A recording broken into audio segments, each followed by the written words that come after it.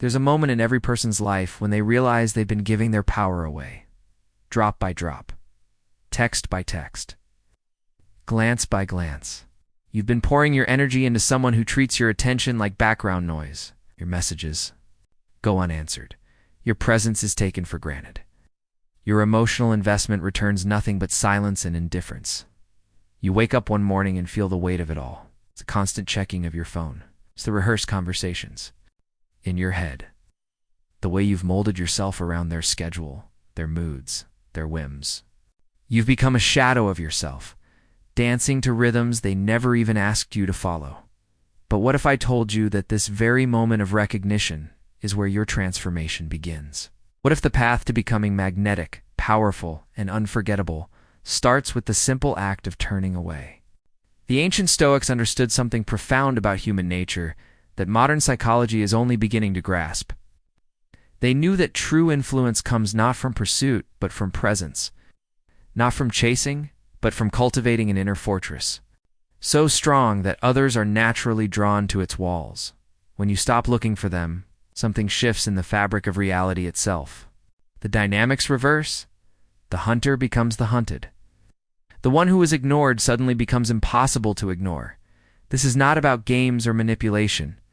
This is about reclaiming your philosophical center and discovering what happens when you become genuinely unavailable to someone who took your availability for granted. This is about the profound psychological transformation that occurs when you withdraw your attention from those who never valued it in the first place. The moment you stop seeking them, you begin a journey back to yourself.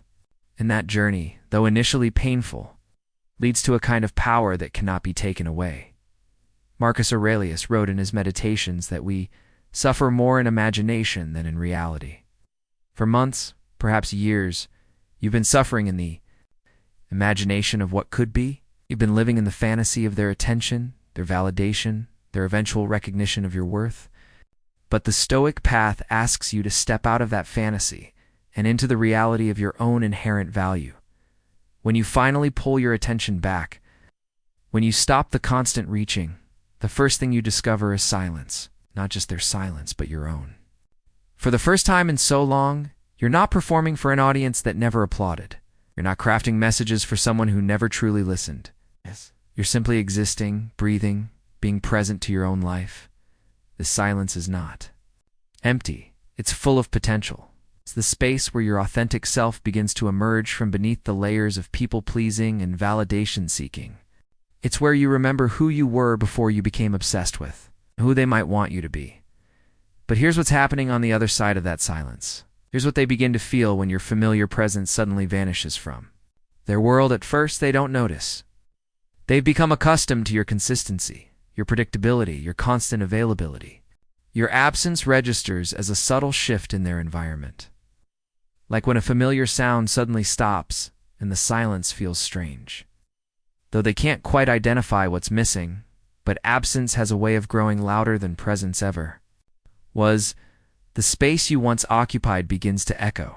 The conversations you would have initiated remain unstarted. The energy you brought to their life slowly drains away, leaving behind a void they never realized you were filling. Seneca understood this principle deeply. He wrote about how we never truly appreciate what we have until we lose it.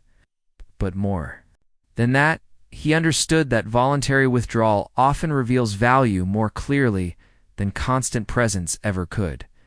When you stop being available, you stop being invisible. Asterisk, asterisk, the human mind is wired to notice absence more acutely than presence. We adapt to what's constant and become alert to what's missing.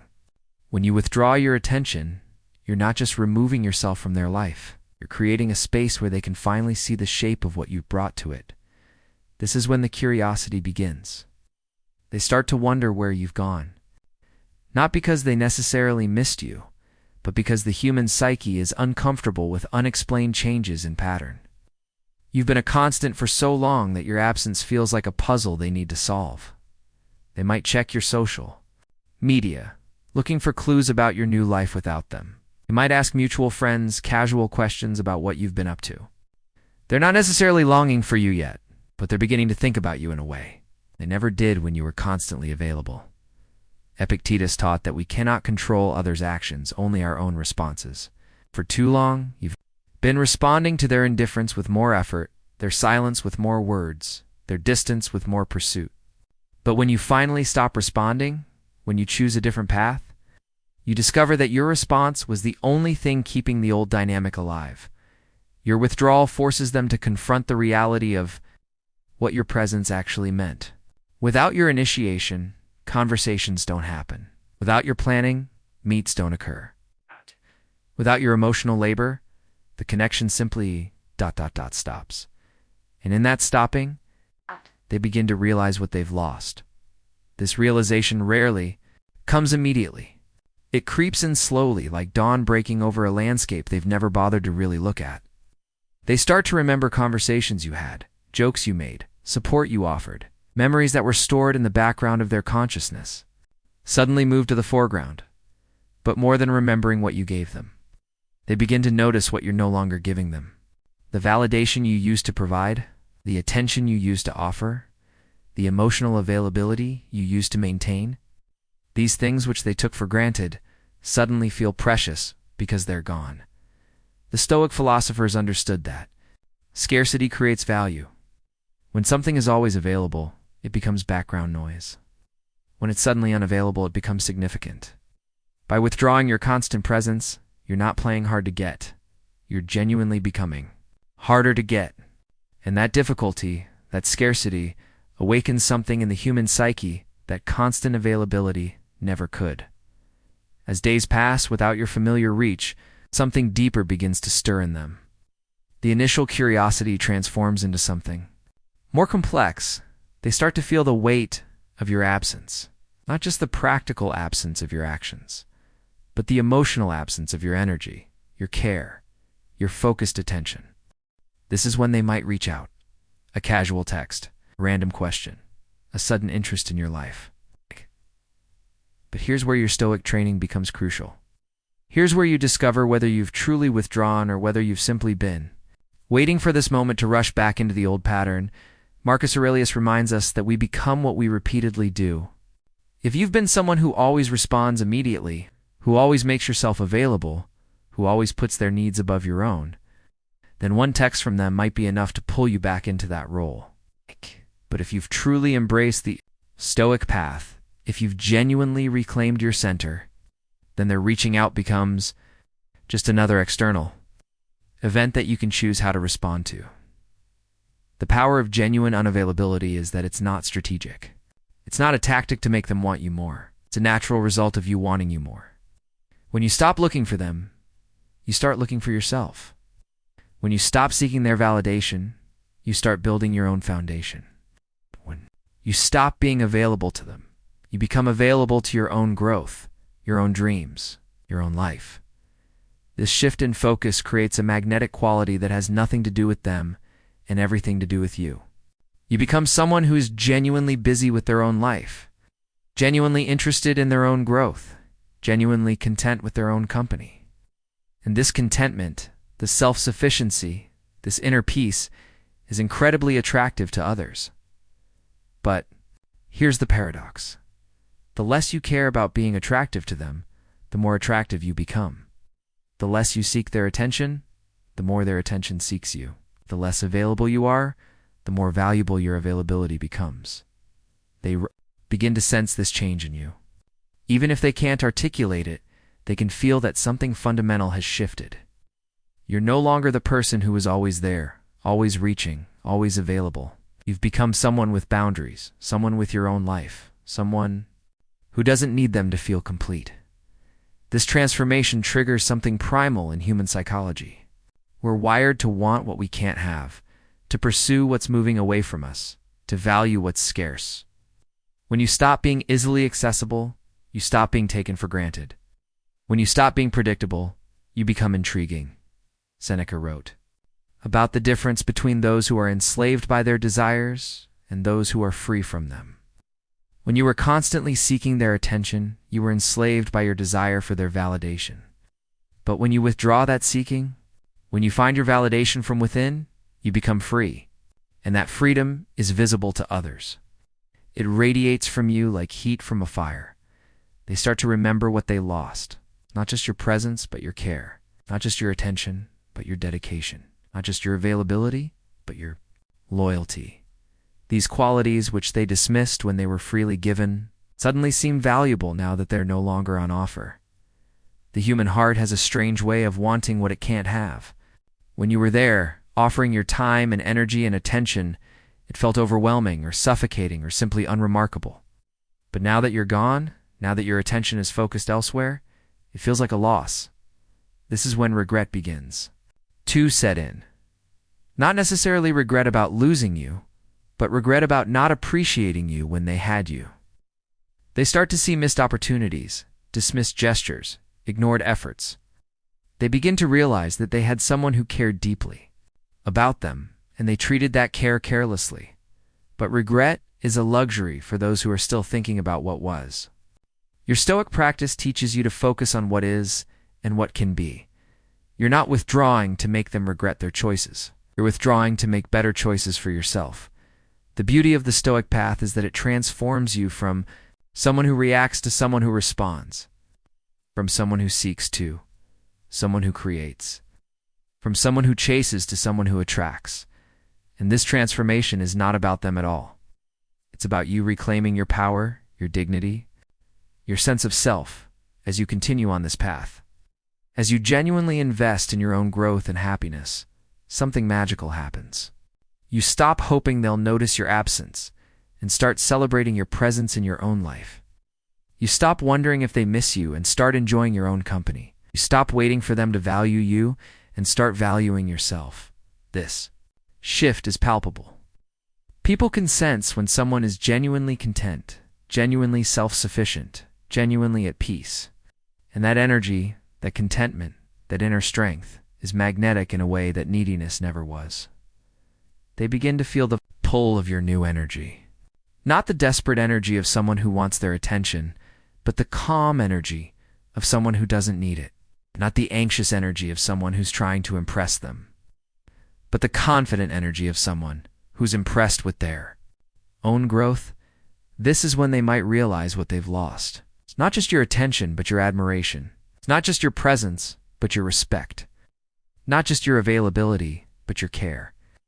These things, which they took for granted, suddenly feel precious because they're no longer guaranteed. The Stoic understands that other people's realization of your value is not the goal. The goal is your own realization of your value. The goal is your own contentment, your own peace, your own strength. But as a natural byproduct of that inner work, others begin to see you differently. They begin to see the person you've become rather than the person you were when you were.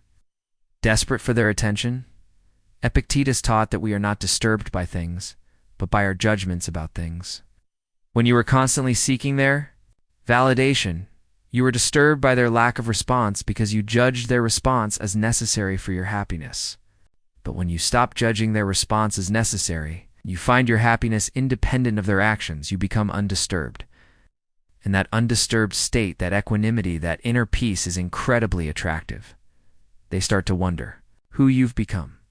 The person who used to be so available, so eager, so focused on them, has transformed into someone who seems complete without them. This completeness is intriguing because it's rare.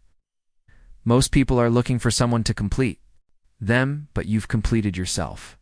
This is when they might feel a pull toward you that they never felt when you were pulling toward them. When you were chasing, they could run. When you were seeking, they could hide. But when you stop chasing and seeking, when you become genuinely content with your own company, they lose the familiar dynamic of pursuit and evasion.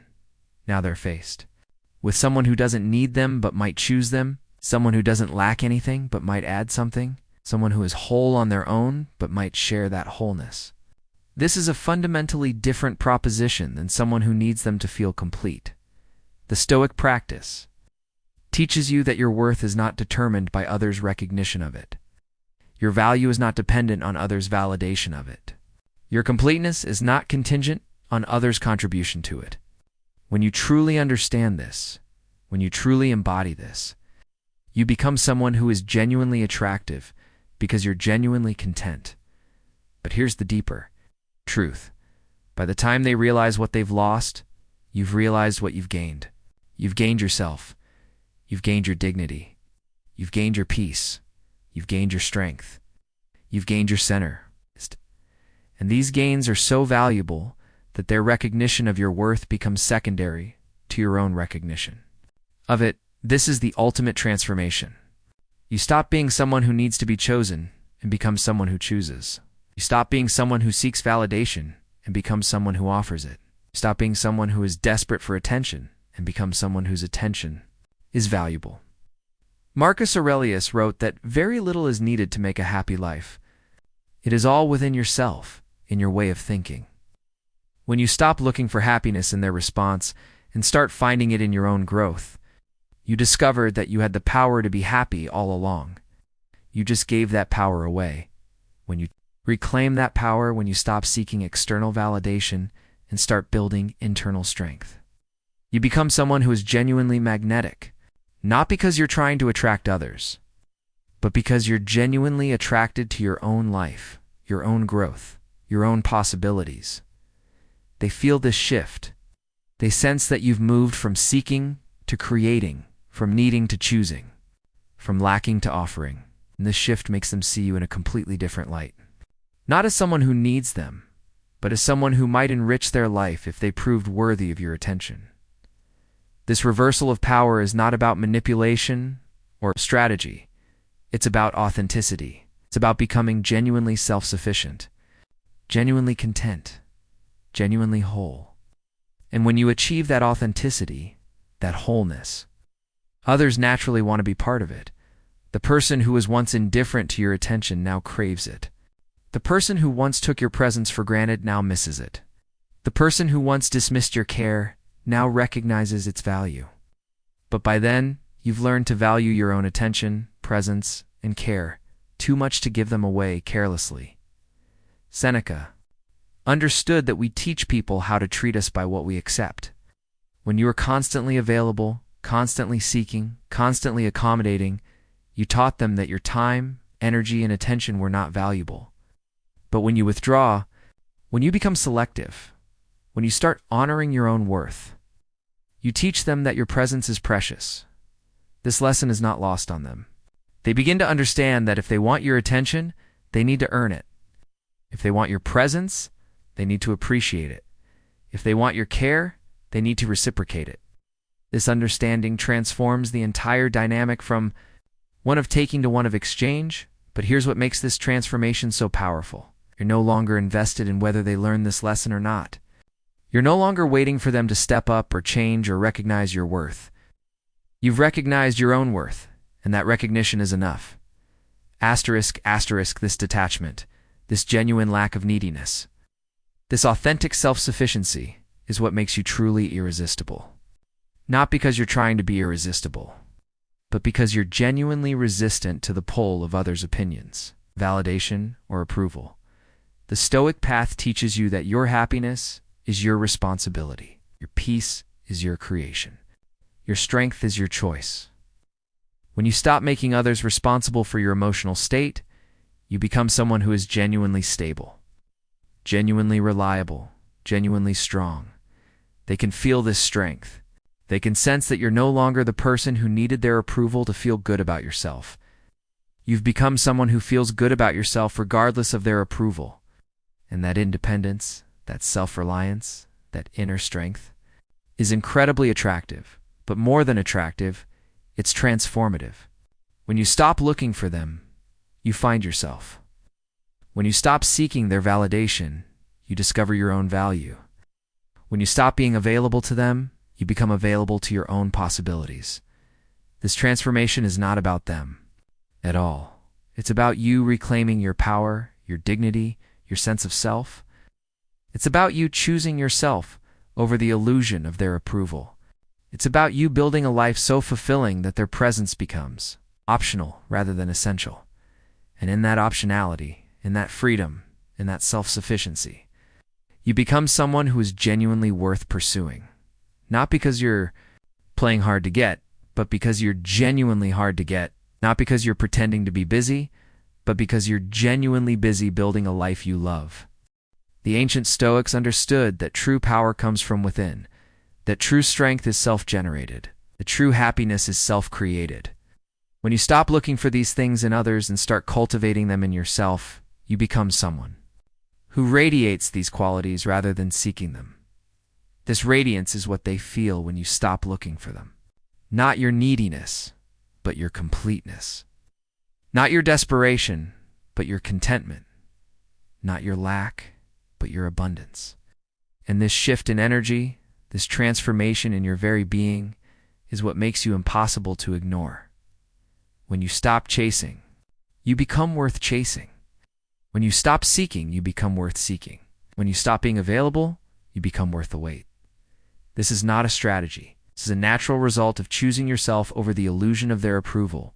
The journey back to yourself is not always easy.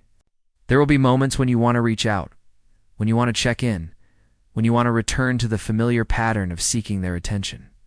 But each time you resist that urge, each time you choose yourself over the illusion of their approval, you become stronger, and they feel that strength. They sense that you're no longer the person who needed their validation to feel whole. You've become someone who is whole without them, complete without them, happy without them. And that wholeness, that completeness, that happiness is what makes you genuinely attractive. This is the ultimate paradox of human nature. We want what we can't have, and we take for granted what we can always have. When you stop being always available, you stop being taken for granted. When you stop being predictable, you become intriguing. When you stop being needy, you become valuable. But the real victory is not in their recognition of your value. Real victory is in your own recognition of it. The real triumph is not in making them miss you. The real triumph is in discovering that you don't need them to miss you to feel complete. When you stop looking for them, you find yourself and that version of yourself. The one who is genuinely content, genuinely strong, genuinely whole, is the version that is truly irresistible. It's not because you're trying to be irresistible, but because you're genuinely resistant to the need for others' approval. This is the path of the Stoic. This is the way of the wise. This is the journey from seeking to being, from needing to choosing, from lacking to offering. And when you walk this path, when you choose this way, when you take this journey, you become someone who is genuinely magnetic, genuinely attractive, genuinely unforgettable. Because in the end, when you stop looking for them, you become someone worth looking for. And that person, that version of you, is impossible to ignore.